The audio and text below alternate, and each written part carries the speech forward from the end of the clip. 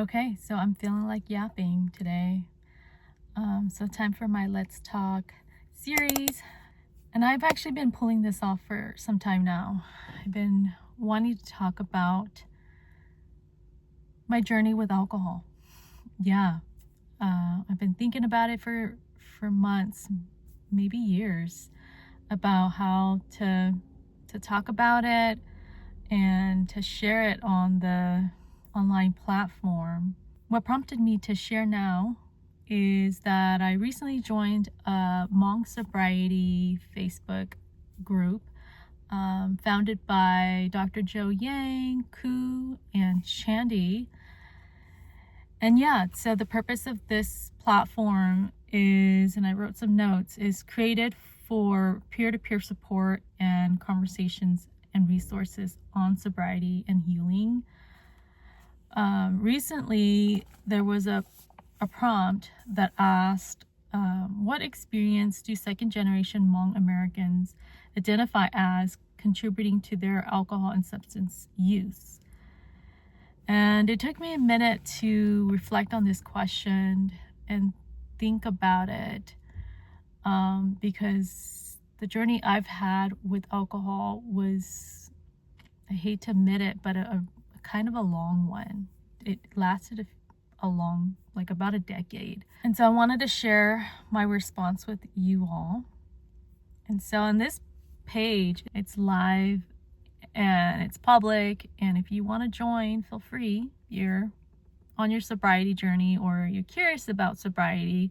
But yeah, so what I put down was my first drink was with a family friend. I had a glass or two. This was curiosity. It got more frequent when I started hanging out with a group of friends that were social drinkers.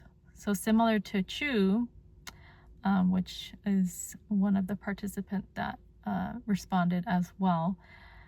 It was due to peer pressure and my social environment and norm.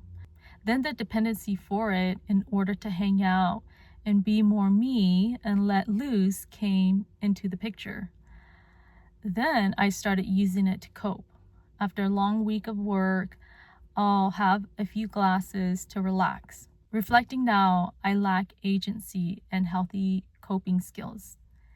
Being second generation here in the US and seeing my parents live in survivor mode, there wasn't space to learn how to have agency and develop healthy coping mechanism.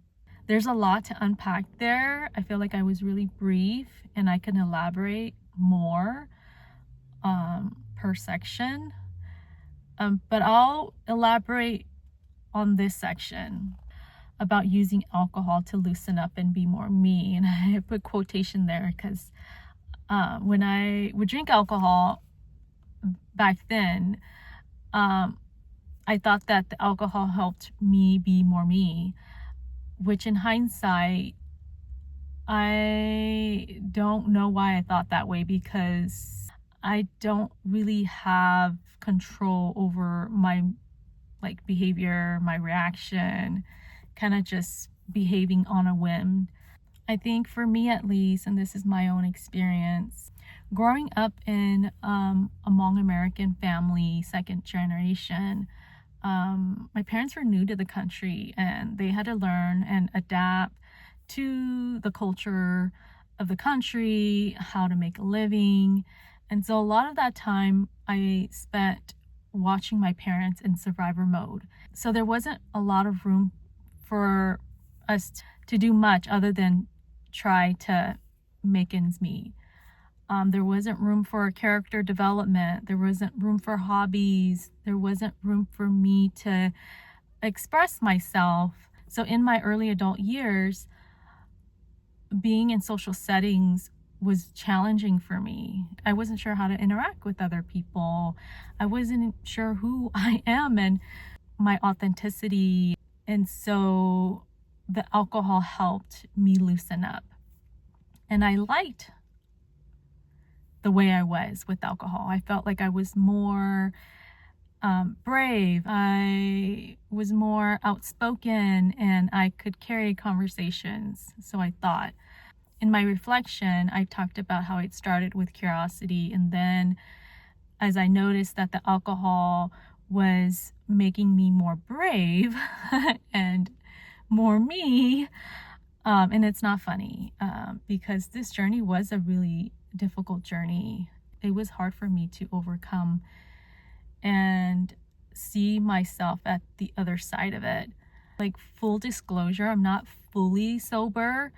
I do have a drink, maybe 1 to 2 drink a year, and it depends. It has to be like a huge celebration of some sort for me to have a half a glass of alcoholic beverage, not with the intention of it like helping me relax or helping me be more myself. Because through my healing journey, I'm working really hard on being myself, and a lot of that is to be myself sober, and that it's liberating for me to go to a concert sober, to go dancing sober, and to be myself sober.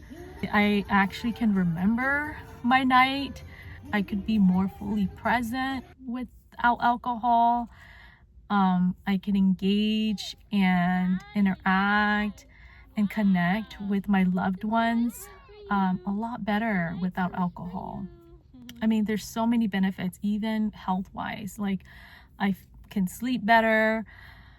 My stomach isn't like dying, literally dying inside when I would use.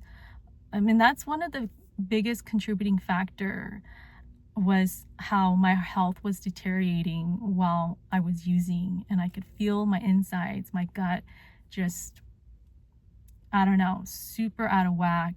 There's just so much to unpack, and it's such a crazy journey.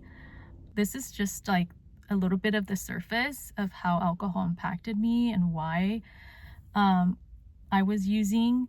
Quitting alcohol was not easy. I mean, it was a yo-yo process. It was quitting and then not, and then convincing myself I can quit and then not. It was a lot of back and forth. And the moment that I had started becoming more curious about why I drank, and doing more of the inner work, I started to crave these little moments of like wanting to be outside, these human things, these natural human desire. I'd go hiking and it'd feel good, and I'll sit under a tree and put my feet in the grass and it felt good. I would practice yoga, stretching and moving and meditating, sitting still, and that would feel like my truest form in the human form. And so as that started to grow, my need for alcohol started to lessen, and I started to be more and more okay without it, and okay with being who I am. Yeah, I just felt like I needed to say this out loud, record it, and share it if anybody finds it interesting. I'll go ahead and go into more detail, especially with using it to cope. Eventually it did get to that point, and I'll go into that in the next video.